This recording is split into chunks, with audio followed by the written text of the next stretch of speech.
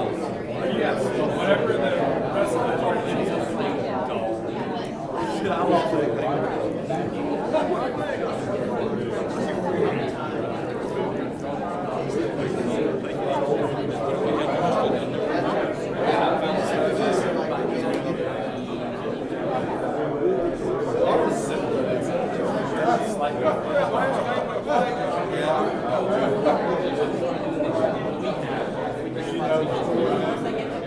Is there a party going on right here? All right.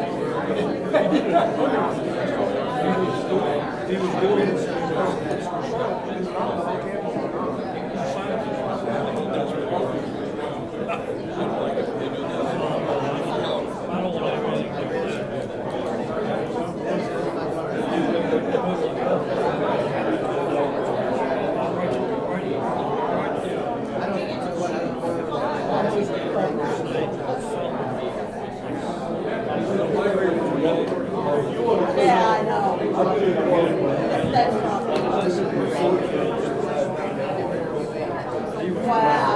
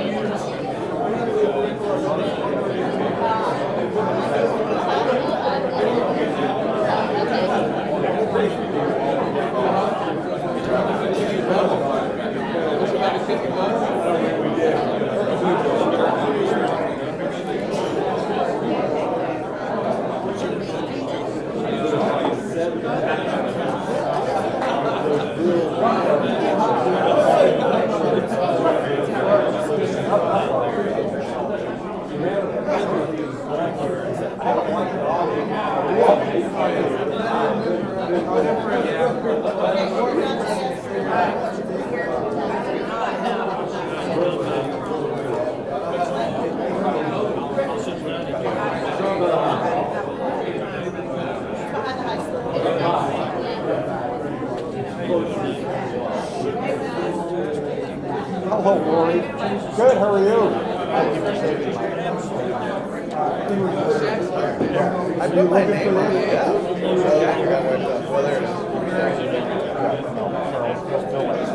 It was nice and neat, but you know.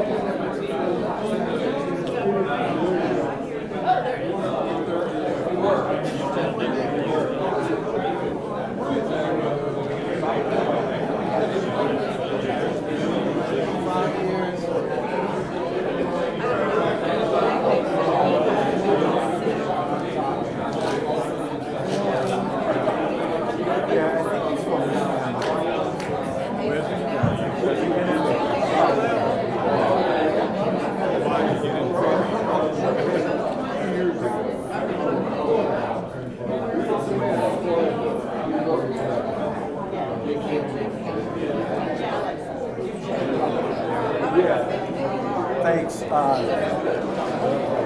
know how it is once you get started. I can do better than that. Yes, this stinks.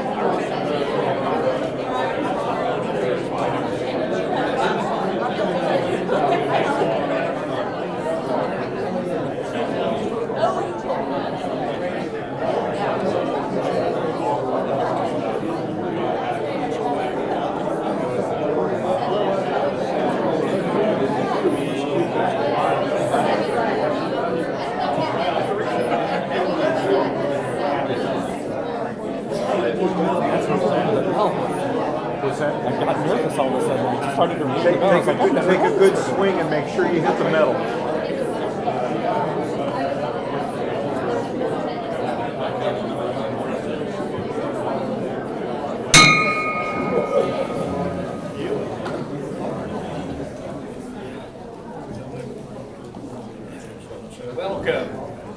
Welcome to the March 6, 2020 meeting of the Brentwood Rotary Club.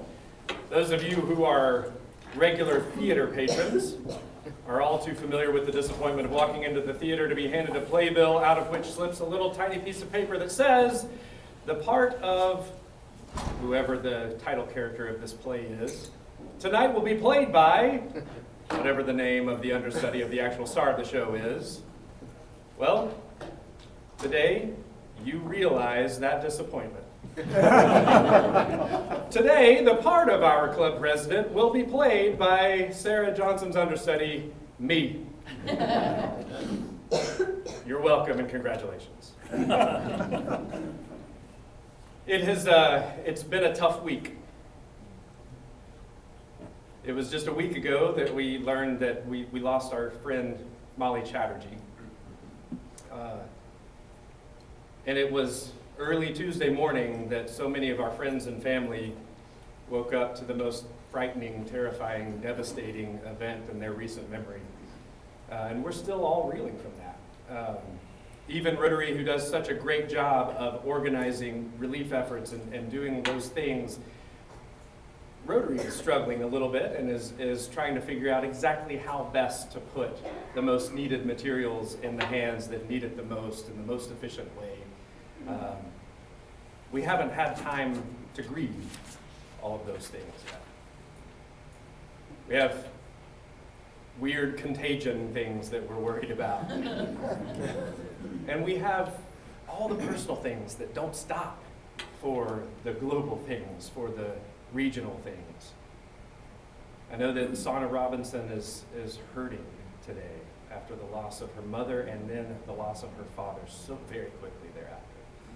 And we all have those things. So today, as Greg Irvin comes up and leads the invocation, I ask that we all be mindful of all of those things in our thoughts and our prayers. Greg?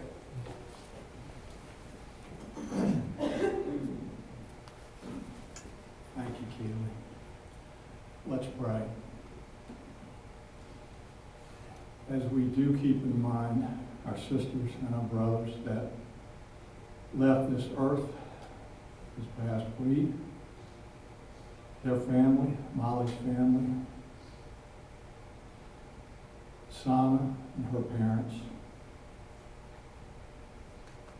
and those that are healing, Rod, those that face more surgery, Lynn, be with them, comfort them, help their healers. And certainly, this past week that has occurred here, those families that faced destruction, the unfortunate destructive power of nature, the unfortunate deadly possibilities of a virus, all of that, we are reminded. We're reminded and we fear. It stokes our fears, our human fears.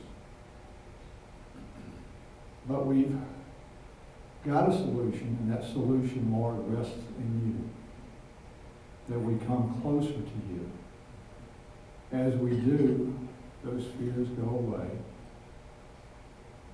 Your love that you share and that you have for us is the cure for all ill. In your name, we pray. Dale Welling has our pledge and four-way test this morning. Please join me in the pledge of allegiance to our country. Pledge allegiance to the flag of the United States of America and to the republic for which it stands, one nation under God, indivisible, with liberty and justice for all. Now, before we test the things we think, say, and do, first, Is the truth, second, is to bear all concern, third, will build goodwill and better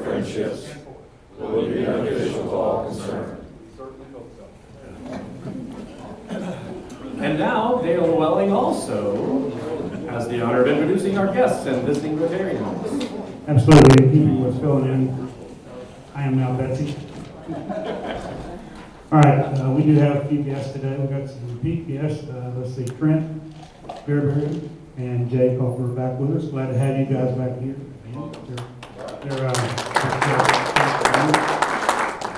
And also Jennifer Ron is here again. Good to have you here, Jennifer. Okay, and I'm going to come around over here and let Mike behind me take the microphone and introduce our visiting Rotarian that's with us from another club. Thank you very much. Glad to have Louise, Mary Louise and Louise, my very good friend. All three of them are here today. Ann Louise Spangler is from the Sunset Club, and I want her to take just a brief minute to tell you a little bit about the Nashville Sunset Club. She's also the sponsor for the Interact Club at Brentwood High School, and she's a third-generation Rotarian. So she's got many reasons for being here today. But I want her to tell you just a little bit about the Sunset Club. Mary Ann Louise. Yes. Hey, I'm Ann Louise. I am a teacher at Brentwood High. I know I've recognized some of y'all from coming to our Interact meetings, but I am a member of the Nashville Sunset Club. Mike wants me to talk about kind of like what we do and how we're a little different, and we only meet twice a month, and we meet at a bar, so it's kind of fun. Yeah, well, lucky you, John, our next meeting is Monday. It's Monday night, and it's the second and fourth Monday of the month, and if you're really into bar hopping, the Downtown Franklin Club is the first and third Monday of the month. And they have a full bar. So, but I mean, we are at a bar, but they have a bar. So, it's a little different scene there. So yeah, it's really fun. It's different. Since I got an unexpected day off of school today, I was like, hey, I'm gonna go over to the Rotary Club meeting and talk about, or just, talk to everyone here and say how grateful our Interact Club is for y'all sponsoring us. So, and I'm wearing my shirt too. So, I had to wash it this morning, But yeah, no, so thank you all for supporting us. We really appreciate everything that you all have done for us. Thank you. Yeah. Welcome, Tyler. We're glad to have you here today.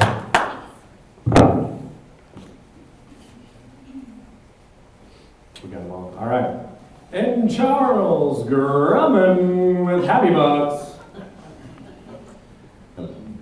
I didn't go far. Hi, Kim. I'd like to give $5 to all of you for being so brave. They couldn't have school today, but we can still have lunch and gather. So, amen. $5. Thank you very much. Kip, were you worried when they said a 40-something-year-old man in Williamson County was sick? Did you wonder if it was you? I was really concerned. I appreciate the sentiments that Greg mentioned, but I'm doing fine, and I'm doing well, in fact. But I walked in with Ben Turner, and Ben had surgery just recently, so be thinking about Ben. I know that, but he's doing well to be here today. So anyway, what I wanted to say was that in light of the tornadoes this past week, we've got a member here. Where's Jeff? Is Jeff still here? Yeah. Raise your hand here. If you guys remember when Jeff gave his talk last year, just very involved in the Magruder Center. And the Magruder Center is ground zero for North Nashville.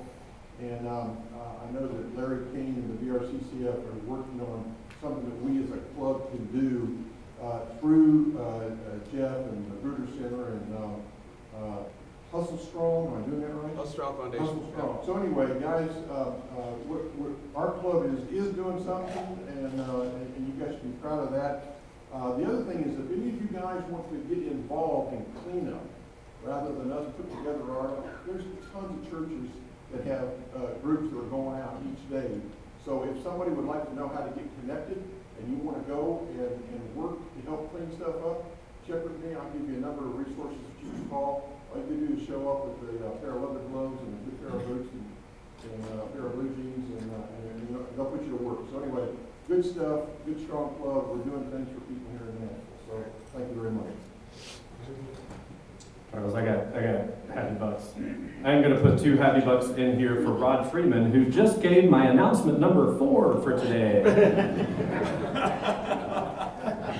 All right, synergy. There's a little donation. My daughter turned 18 on Sunday, so we're really excited about that. But this week, we basically, as life goes on, we've gone to Post Malone on Wednesday, which probably 95% of y'all never heard of. And then we're going to do Dan and Shay on Saturday. You're taking your daughter to Post Malone. Best dad ever. This is my first time at Happy Bucks, and I'm throwing in 5 to celebrate. I am celebrating the fact that I'm going to New York on Sunday because 3 books that I'm publishing that are coming out next week will be on national television. So on Monday morning, watch Fox and Friends, and you'll see Trudy Cathy White from Chick-fil-A promoting her book. That same morning on the Today Show, I have an author named Tony March is promoting his book, Paying It Backward, which is a really great book. And then on Tuesday, Joan Lennon will be promoting her book on the Today Show as well. So I'm celebrating.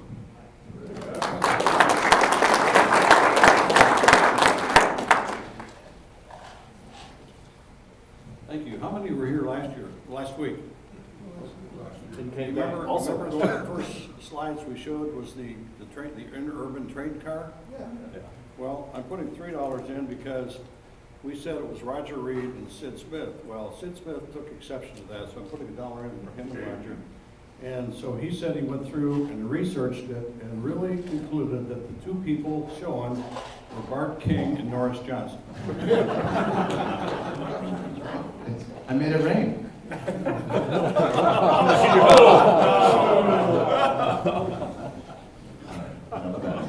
Who's next? That's it. Made it rain was a real showstopper. No one wanted to follow. No way to follow the making it rain. All right, Ben Turner he's gonna hobble his way on up here. He has an announcement or a presentation to make.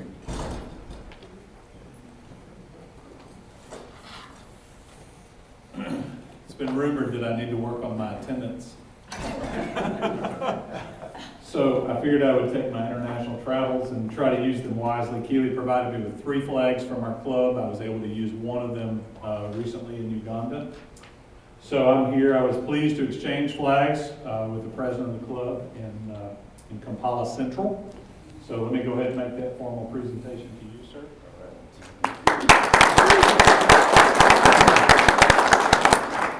I found their club very strong. It was an interesting club idea, meeting idea. They had Patrick Salvatore, who was a Ugandan comedian, quite funny. You didn't have to understand all the ethnic and tribal group humor to get him. He's performed in Europe. But I did find a very strong club there, very strong Interact, very strong Rotaract. And so for whoever is leading international efforts for the upcoming Rotary year, lots of needs there. Those people are not sitting idly by. They're active in their communities, but they have existing partnerships in the UK and so forth. So I'm there on a regular basis, could be a liaison if we're of need of ideas for international service and grant projects. Okay, so thanks. All right, and Professor Larry Kay has a golf tournament education moment. Real quick, we're 43 days in since I announced the tournament. And so I'm going to show you real quick what we've done in 43 days. A member gave me this the other day, and it was kind of like, well, why don't we all think about that? So he was thinking of potential sponsors to call on, and he saw this article in the paper that says assisted living facilities, and it's got a whole list of assisted facilities. So I'm not saying call on all the assisted living facilities, but they are good candidates. But this kind of stuff is in the paper all the time. So if you're worried about somebody to call, to go see or whatever, if you've got a relationship in an industry and you see that industry listed in the paper for something, there's great contacts. So let's look real quick here at, they'll almost stand kind of in front of you. Real quick where we are after 43 days. We have 32 teams signed up, we're full. We're gonna try to have 30 teams, we've got 32, no more players. We don't need any more players, don't anybody try to recruit players. We're not gonna take any more players. We're at 50% of our goal fundraising. We've got 101 days left till the tournament. We're at 50% of our goal. So you can take that, is that good or is that bad? Larry, where were we last year? Pretty close to the same thing. We did good last year, we're gonna do better this year. So just keep that in mind. We have 41 members who have contributed. That's 38% of our membership. Larry, is that good? No. That's not good, I can tell you that. That 38's gotta come way up. We sold 45 major sponsors so far, that's really good. We only sold 56 all of last year, so we're doing good on major sponsors. We've sold 19 whole sponsors. Last year we sold 166. Of those 19, 7 are new. Do the math. 7 from 19, that means there are 12 sponsors out of 166 that we've gotten so far. So where are the other 154 host sponsors? We own those. I own 4 of them, and I've contacted all my 4. I haven't got any of them to sign up yet, but at least I've contacted them. I think I'll get them. If you haven't contacted your host sponsors from last year, please do it. 154 times 350, do the math. It's a lot of money. It gets us way over that 50%. We've got a lot of big sponsors remaining. We've got 15 premium host sponsors. That's a great sponsorship for $1,000. We've got 6 of the sideboard score sponsors, scoreboard sponsors. I'm going to show you a picture of that so you know what we're talking about. We've got 3 hazard sponsors. We had 5, and we sold all those, and I've added 3 more, so there's 3 more of those. Those are very popular. We've got unlimited host sponsors. The side scoreboard, this is the scoreboard that we're going to have out there, and you can see the side scoreboard sponsor is here. So you'll see that all day long. That board's up there right above the 18th green, and you'll see every team will have a picture just like this team here, and that will be in the background of their pictures. It'll be emailed to them, and they'll put it on Facebook or Instagram or whatever, and it just goes out everywhere. So that's a great sponsorship. You can see the Southern Company, and that one actually bought 2 sides of it. So that's the side scoreboard sponsor. It's a great sponsorship. And real quick, somebody's asked me several times about the team standings. So here are the team standings. Kaplan, 100 points, $10,000. That's the most any team has ever sold in a tournament before. So he's already beat that record. He's got 5. The number out beside his name, 5, means 5 of his 10 members have participated.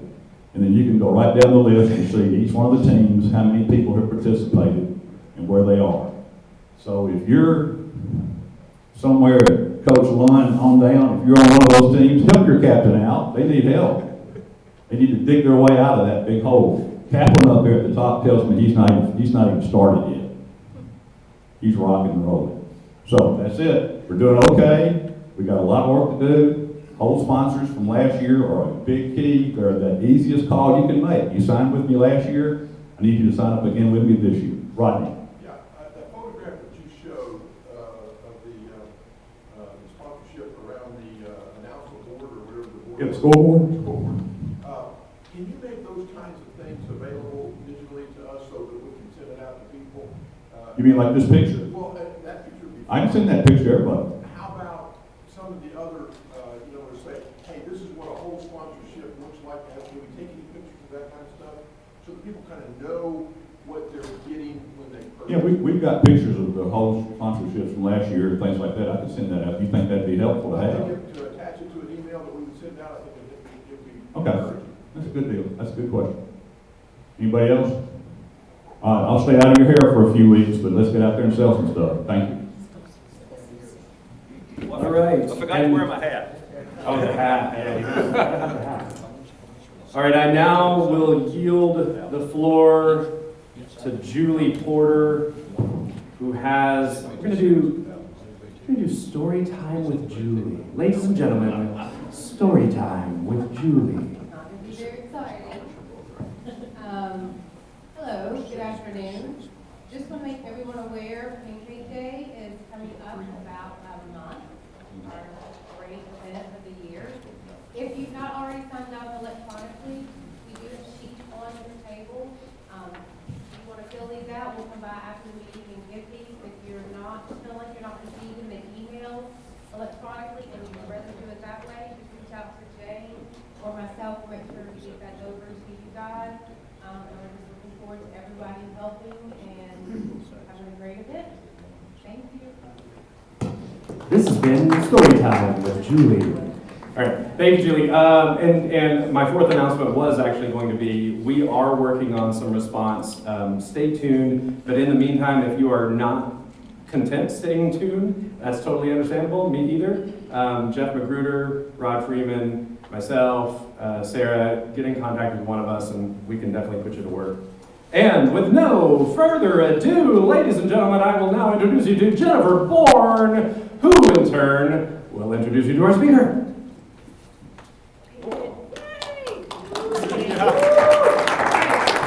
I have the pleasure of introducing David Butler. He is a fellow Rotarian with the Franklin Morning Club. He has spent his entire career leading teams. He has extensive experience in sales, customer service, manufacturing, learning and development, and executive coaching. David learned early on that being a team player is far more important than being an individual contributor.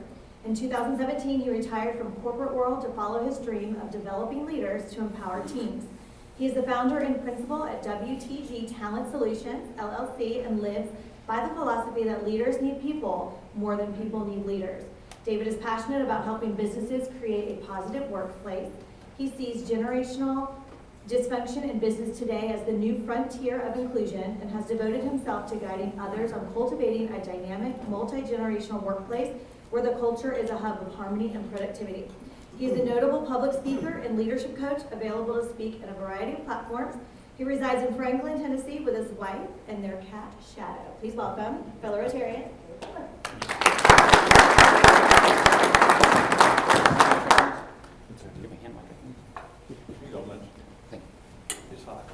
Thank you very much. Put on? Push it up. Hey, thank you very much. Glad to be here. Thanks for having me. Again, I am a member of Franklin Rotary Breakfast, and as I see all the things that are going on in the world, and I listen, I travel to a lot of Rotary clubs and speak to a lot of clubs, and I find that the one constant is that in a world of darkness, Rotary is a light in the darkness, and I'm very, very proud to be part of that. Thank you for being here with me today. My subject matter is on generations and generational challenges. Of course, we only have in the time to just scratch the surface with it today. So I'm just going to talk about what shapes and frames generations, and what are some of the things we can do to start to bring generations together. Shameless plug, if you want to learn more, there's a whole lot of information and things you can do to understand generations better and bring generations together closer. They're in my book, Conquering the Generational Challenge, which I'll have for sale again. So thanks again for coming. As Jennifer mentioned, I see generational dysfunction as the new frontier of diversity and inclusion. Unfortunately, we don't do a very good job when it comes to diversity and inclusion. When we think about the different formats that we've had, we talk about racial diversity. It took us hundreds of years to even recognize it, and then once we recognized it, it took us 100 years before we were even able to start to do anything to bring it together, and we still haven't done a great job around it. When we talk about gender diversity, it was 100 years ago today that the state of Tennessee proudly cast a vote to ratify the 19th Amendment to give women the right to vote. We still have problems with gender. There's still glass ceilings. There's still inequality in pay for work. We have challenges with that. We don't do a very good job with it. We talk about cultural diversity. I remember when I was a kid, some of the things that we said and did that were normal, and the way we talked about other people from other countries is just shameful today, but it was accepted, and we still don't do a great job. So when we talk about generations and generational dysfunction, we're doing the same thing. We spend more time talking about the diversity than the inclusion. So what I'd like to talk today is just to help to understand where that diversity, not as much where it comes from, but what can we do to bring it together. So let's begin with, this is a picture of my mother and father on their wedding day in April of 1944. My dad had just returned from flying 37 missions in a B-17 over Europe. He was a few months shy of his 21st birthday at the time. How many people could imagine any of our 20-year-olds today coming back from flying 20 missions in a B-17 bomber, which had no heat, had very little oxygen supplies. It was not good. So my father came home from the war. He decided what he wanted to do for a profession. He decided he wanted to be an electrician. He got involved through the GI Bill with the International Brotherhood of Electrical Workers and became a journeyman electrician. He was a journeyman electrician all his life, to the day he retired. That's all he did. That's all he ever thought to do. Years later, this goofy-looking baby boomer came along. Yes, that is me.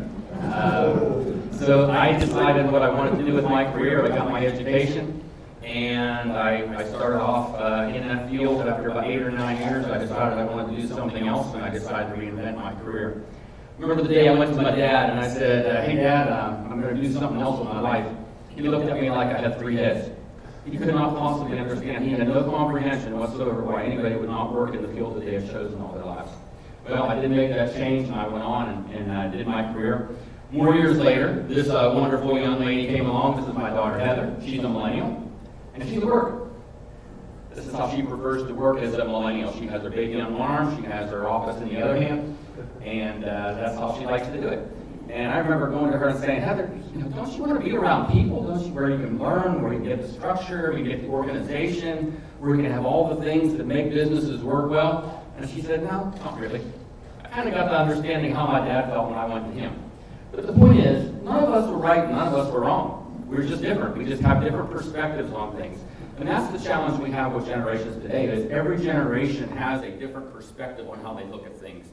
And sometimes we are a little bit closed-minded within our own generations, and we don't understand, or we're not cognizant of how and why they feel that way. So let's talk a little about generations. So when people find out I'm a generational expert, the first question they always ask is, hey, I was born in 1984. What generation am I? And I wish it was that easy. There's a number of things that define generations. I'm just going to kind of go through them quickly, just touch on the surface of them. First, of course, is the range of years. And so generally, there's some variations in here, but generally these are the kind of years we look at to define generations. Now, remember that the year of birth, these are just guardrails. We have to have some mechanism or some means to say, in general, this is where you are. And also we need to remember that when we talk about the behaviors that we associate with generations, that they're stereotypical behaviors. Not everybody in that generation behaves that way. A lot of it has to do with the way people were raised, their home life, their values that were instilled in them, so there can be a wide variation. But we still do see stereotypical behaviors associated with each generation. It's really interesting, and there's a lot in the book about it. The book, by the way, is done through stories, so you get to understand people and know them personally, and you can see the factors that lead up to them becoming who they are within their generation. So the years of birth are the first guardrail we use. The next one is the collective perspective. Now, this chart I know wasn't really meant to be read or talked to, but I just wanted to show you that we can actually take different categories, different pieces of life, and break them down and put them into a chart to define the collective perspective of those generations.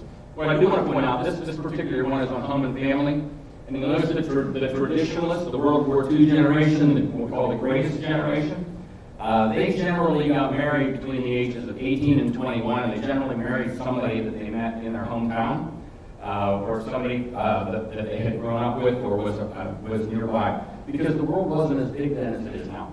It wasn't as accessible as it is now. So as things changed, we see that by the time we get down here to the millennial generation, their average years of marriage are between 28 and 35. Look how it's changed in just 4 generations, from 18 to 21 to 28 to 35. And generally, they marry somebody they either met in their career or that they met online through social media. So you can see how the changes are here, but the collective perspective does have a big bearing on what shapes and frames that generation.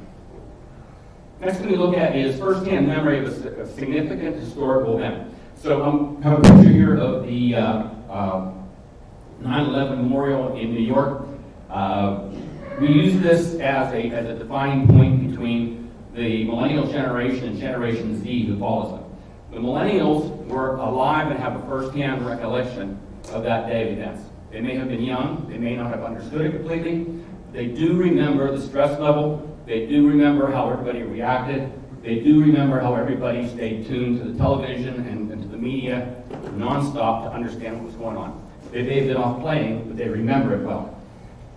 Generation Z, on the other hand, may have been alive, but they were too young to have that firsthand recollection.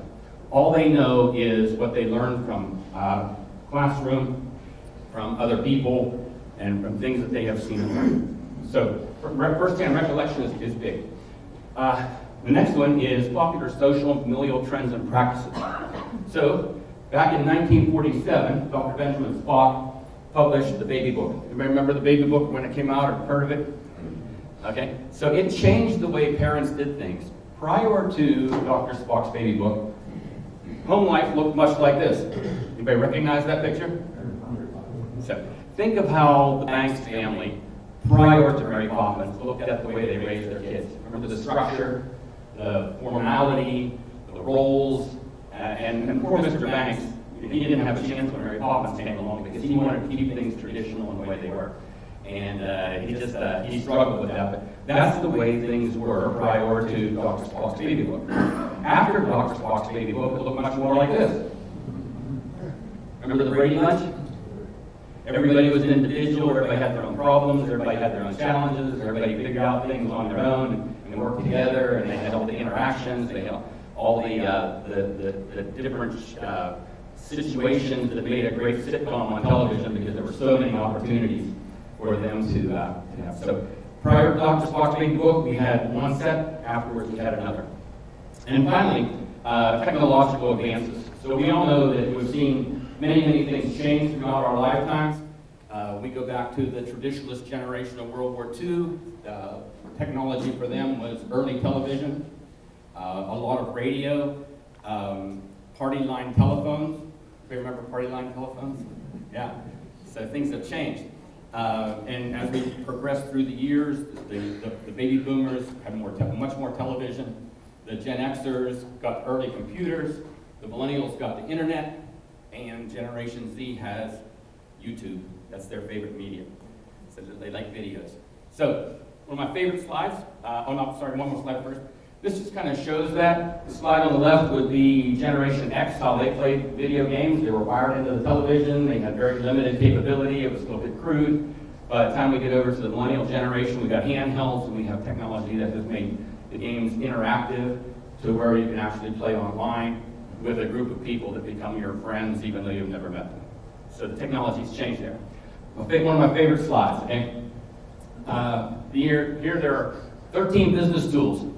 Anybody recognize any of those? Have you used them before? Yeah, these are all accepted standard business tools. I think there's 13 up there. How many of you have used 5 of those? Or more, 5 or more?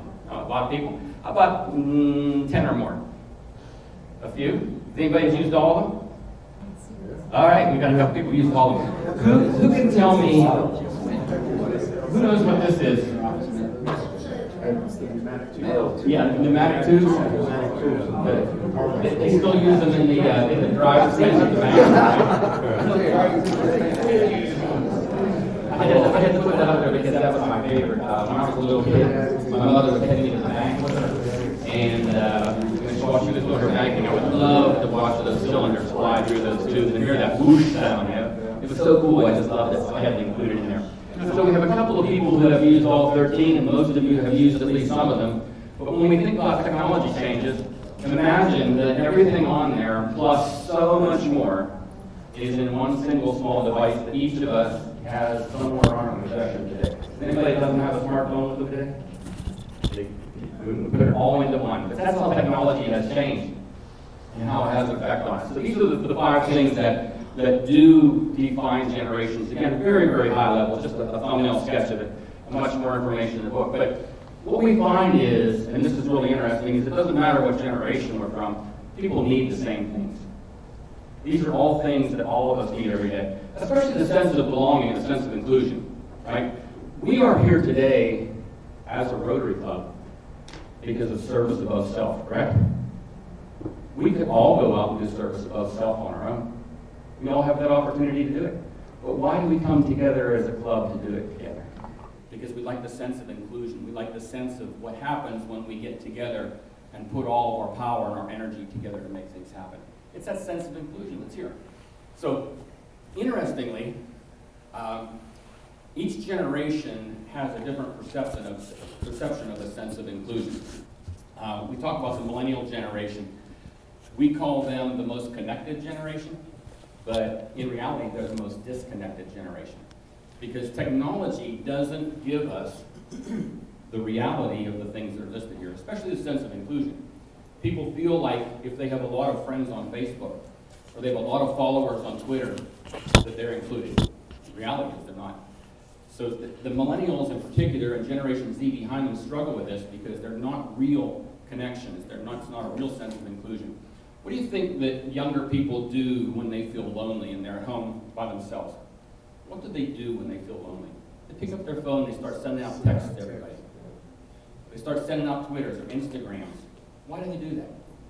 Because they want people to respond. Because when people respond to that, it gives them that feeling of a sense of inclusion, even though it's not real. But what it does in the brain is it triggers dopamine.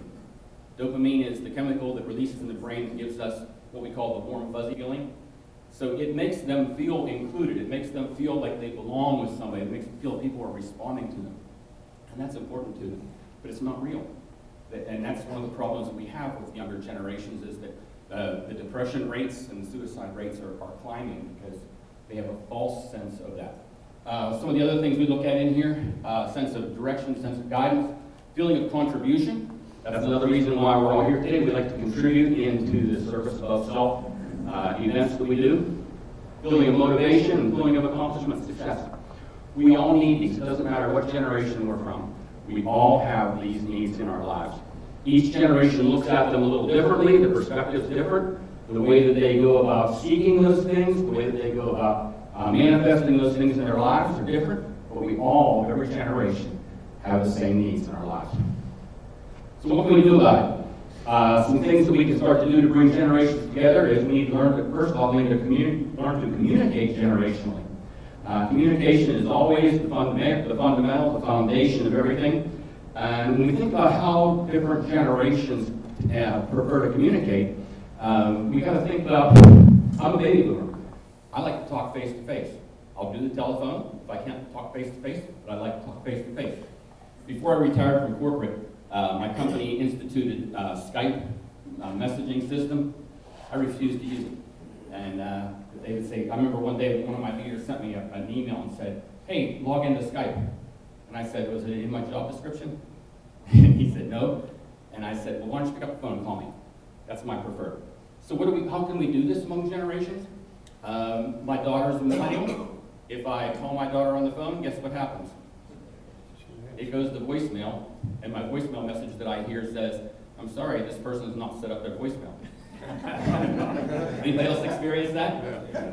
Yeah. So I text her, and she texts me right back and says, what do you need? I said, I need you to pick up the phone and call me. So one of the things we can do in learning how to communicate generationally is, and I experienced this in the corporate world, and I do it with businesses I work with now. If I'm a baby boomer, and I like to talk on the phone, but I realize that somebody else doesn't. When I work with people of other generations, I say, how would you like me to communicate with you? And if they say, I want you to text me, I'm like, great, I will do that. I prefer that you call me. So if I need you, I'll text you. If you need me, you call me. And we get that understanding in there right in front. And it works. You can do that with people. Once people understand how we communicate generationally, it makes things a whole lot easier.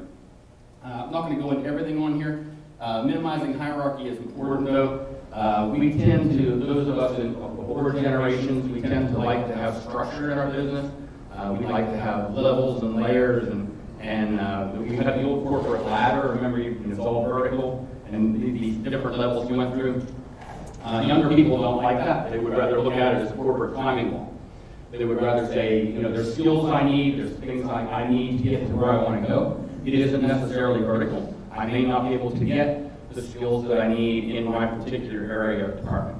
I may need to move over here to get this skill. I need to move over here to get this other skill. But as I move through, I can move up. So they don't want to see that structure of the manager in the office in the corner. They just like to see things broken down a little bit. One other one in there is important is cross-mentoring. Mentoring is a really, really important activity both in businesses and organizations. In fact, Keely and I were just talking about mentoring in Rotary and some of the ways we do that. But we always tend to think of mentoring as I'm old and you're young, I have a lot to teach you. Well, that's true. But there's also people who are young and I'm old and they have a lot to teach me. And that's what cross-mentoring is. As I was starting to bring out my book and get my media set up, I realized that not only do I not care much for a lot of the means of social media, but I knew little to nothing about it. I had to go out and find a millennial to teach me how to use Twitter, how to use Instagram, and still not very good at it, but I had to find somebody who was younger that could mentor me in that. So we all have something to learn from everybody else. We can't just think that because I'm old and you're young, I know more than you, and I can give you more. So just a few things we can do in there. Again, there's a whole lot more in all of these in the book. But what it kind of boils down to is that we tend to think in our businesses and organizations in a very finite way. We say, this is the box, this is how I've always done it, this is what's always worked for us, this is our structure, these are our rules, this is how it is, and as a younger person, you need to come and fit into our box. Doesn't work well. What we need to start doing is thinking more infinite. Instead of saying what has always been, what has always worked, what can we do different? Anybody a fan of John C. Maxwell? So John C. Maxwell is one of my favorite authors, and this is what his new book is actually based around: infinite thinking in leadership versus finite thinking in leadership. So that's a great book as well. So what do we do to bring them together? First off, open-mindedness. We have to realize, we have to make ourselves not only understand, but believe and act that we're all the same, we just see things in a different perspective. The millennial generation sees things differently from us, and baby boomers, the Gen Xers are different. We just have to understand that everybody sees it different and make ourselves aware of how other people are seeing it. Talk about the things that everybody needs, that's what this boils down to. We need to think and act in inclusion versus diversity. One of the problems is that we spend about 90% of the time talking about diversity and about 10% talking about inclusion. It's one of the things we wanted to focus on in conquering the generational challenge is not to talk about diversity or focus on it, how do we bring it together, and that's what the book's all about. And lastly, one of the themes of the book is everyone's a learner and everyone's a teacher. It doesn't matter what your age is, it doesn't matter what your generation is, it doesn't matter what your profession is, it doesn't matter how long you've been in your profession, it doesn't matter how long you've been with your business or what your title is or where your office is. Everybody's a learner and everybody's a teacher. And we all have something to learn from each other. So this is just some of the highlights of the things that define generations and bring generations together. Again, a lot more information in the book, and I'll be glad to talk with your businesses or organizations in other ways as well. The book is available on Amazon. It's available at Landmark Booksellers in Franklin, soon to be at Parnassus, and I have copies for sale as well. Thanks very much. Do you have any questions? You have time for a few questions. Good. Yes, sir. Not really a question, just a comment, something that I wanted to kind of bring up. When you talk about millennials, this is something that's rarely mentioned. But there's a sizable number of them that have fought in Afghanistan and Iraq. My son served with young guys that have as many as 5 deployments. That's 5 years of continuous combat. That's more than World War II. So when you made your statement at the beginning, can we imagine someone 21 years old flying a B-17, maybe not a B-17, but they're out there driving tanks and they're getting hit hard. It's been a hard war for these kids, and I hope as you develop your program and you remember that about this generation, because they've been there, they've seen the line, and it's my son was one of them. That's why I speak this way. So yeah, absolutely true, and thank you for that comment. My son-in-law also is in the Army. He's done 4 deployments in the Middle East. He's 29 years old, been there 4 times. And he was actually part of a special team that went over and was training the Iraqis for the assault on Fallujah. And I remember him telling me that they knew they were going to have a 30% mortality rate. And when he was working with 10 guys, those 10 guys also knew that they had a 30% mortality rate, and that they knew that of the 10 of them working together, 3 of them probably weren't going to come home. So you're absolutely right. Thank you for bringing that to my attention. Yes, sir. Do you have opportunities to make this type of presentation to schools, in particular colleges and high schools, where kids are getting ready to get into quote unquote the workforce and interact with it? I think it'd be a great thing not only for old guys like me, but also young people to see it. Yeah, I absolutely do.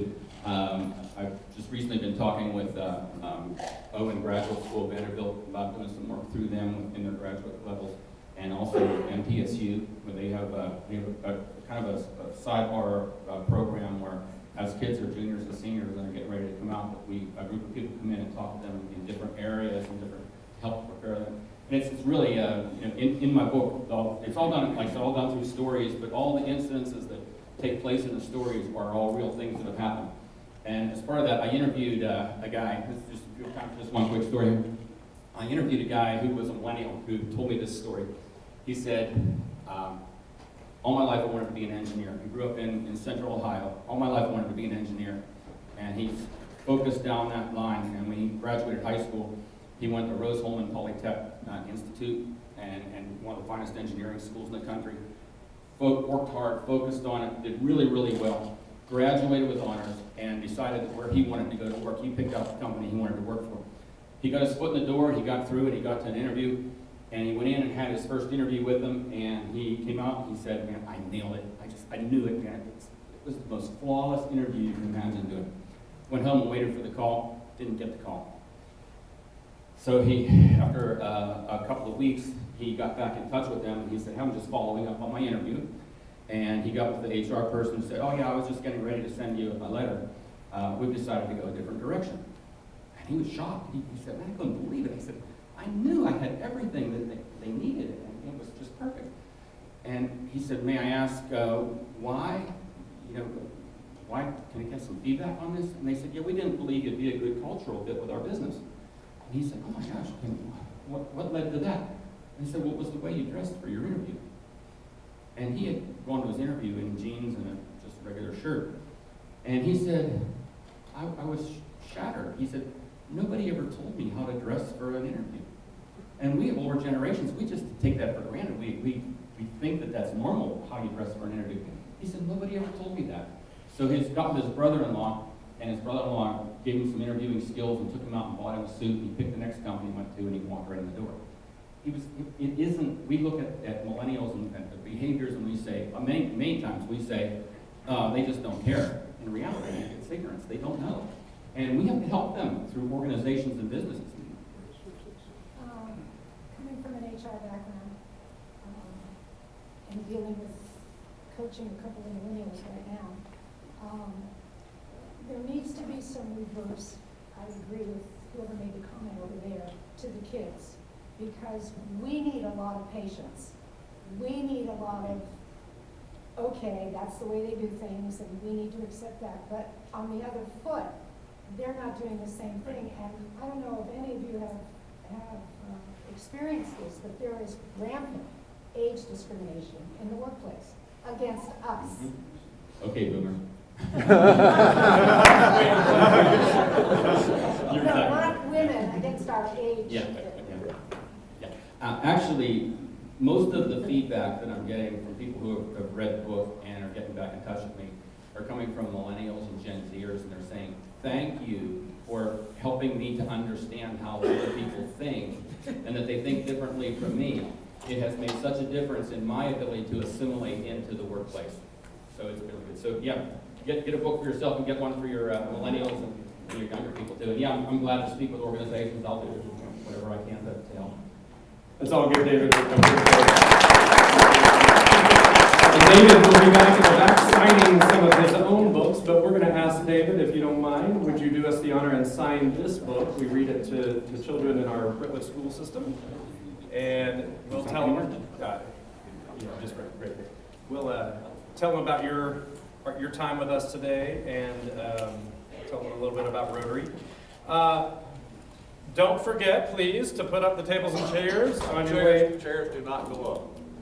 Like I said, the chairs do not go up, but please, we'll put the tables away, leave the chairs exactly where they sit. And have I screwed this club meeting up in any other ways? Yes. The books are for sale. Books are for sale right back in the corner. Do cash or credit card. All right. Any other announcements, things that need to be said, any meetings that need to be announced? Going once, going twice. All right, if there is nothing else for the good of Rotary, please go and make a difference in the world today.